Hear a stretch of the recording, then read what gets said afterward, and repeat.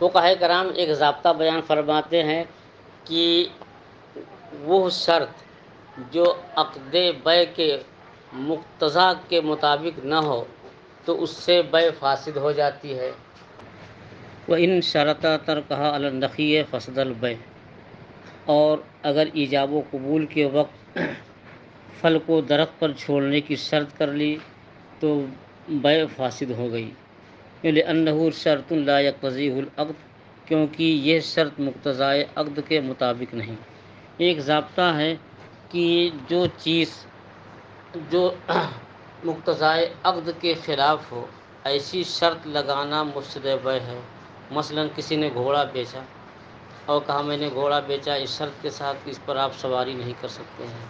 ظاہر ہے کہ انسان گھوڑا خریدتا ہے اس سواری کرنے کے لیے، فائدہ حاصل کرنے کے لیے، اور یہ شرط لگا دیا کہ اس پر سواری نہیں کر سکتے، یہ مقتضائے عقد کے خلاف ہے، اس لیے بیع فاسد ہو گئی۔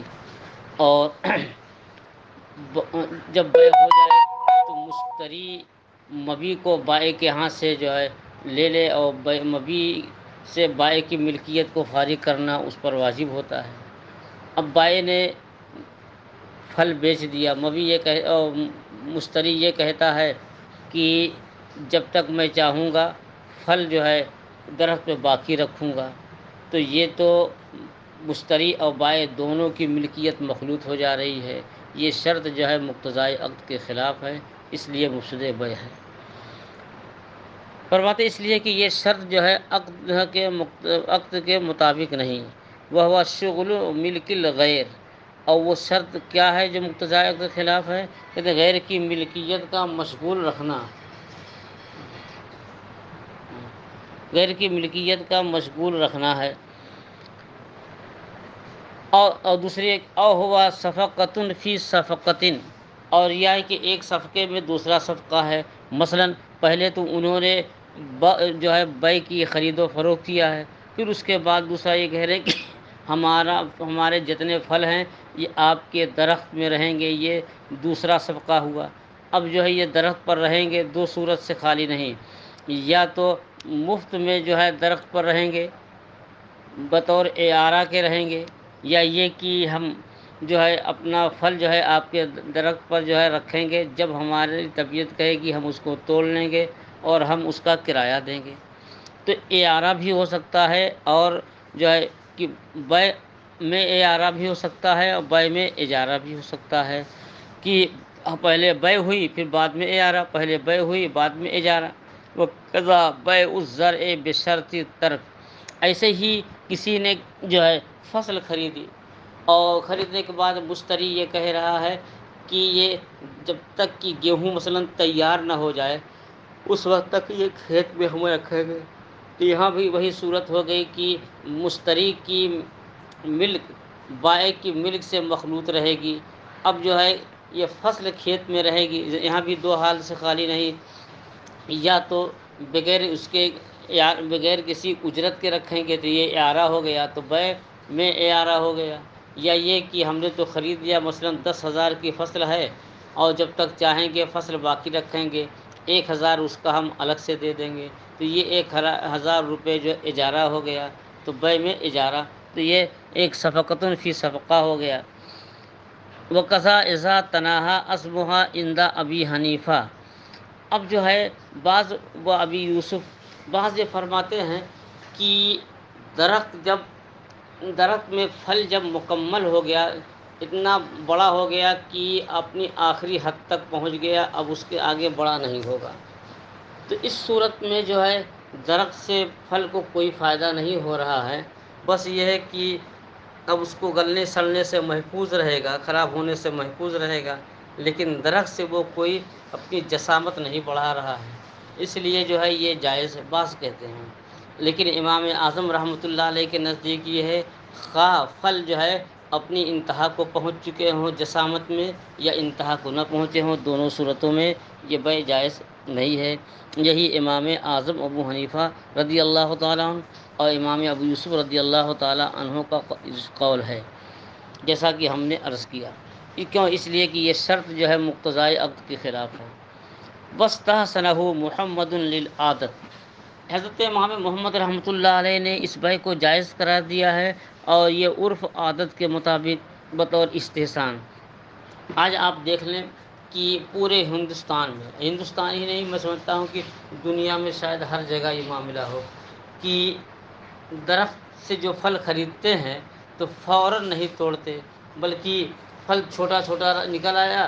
اور بیع ہو جاتی ہے۔ اب یہ خریدنے والے اس کی رکھوالی کرتے ہیں، بیع سے اس کا کوئی مطلب نہیں ہوتا، اور بیع کچھ بھی مداخلت نہیں کرتا کہ پھل آج توڑیے، کل توڑیے، پرسوں توڑیے۔ وہ تو جیسے جیسے پھل بڑا ہوتا جاتا ہے، پکنے کے قریب ہوتا ہے، تو مشتری اسے توڑتا رہتا ہے۔ تو جب سارے پھل توڑ لیتا ہے تو باغ جو ہے بائع کے حوالے کر دیتا ہے، اور بائع اس میں مداخلت نہیں کرتا۔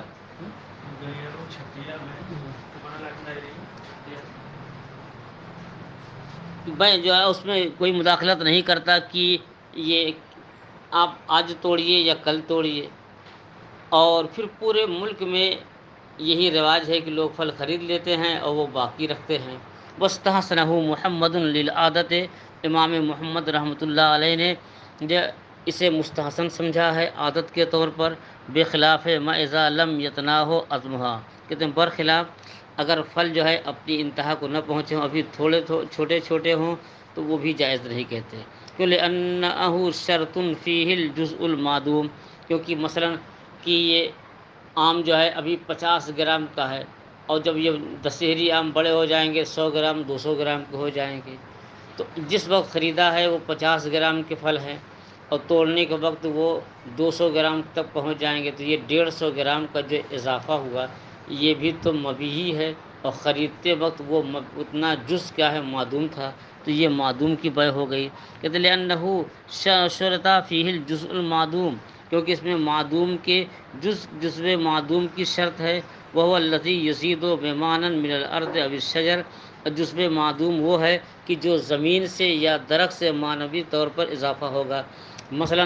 کہ وہی آم کے پھل جو ہے 50 گرام کے ہیں، اور جب یہ وقت آ جائے گا تو 150 گرام 200 گرام کے ہوں گے، تو اس میں اضافہ ہوا 100 گرام 150 گرام کا، تو اضافہ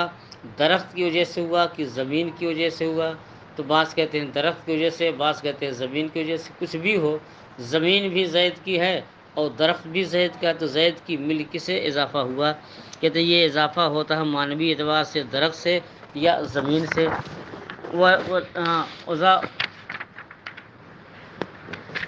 وَلَوْ اشْتَرَاهَا مُطْلَقًا، کہتے ہیں اور اگر مطلقاً خرید لے،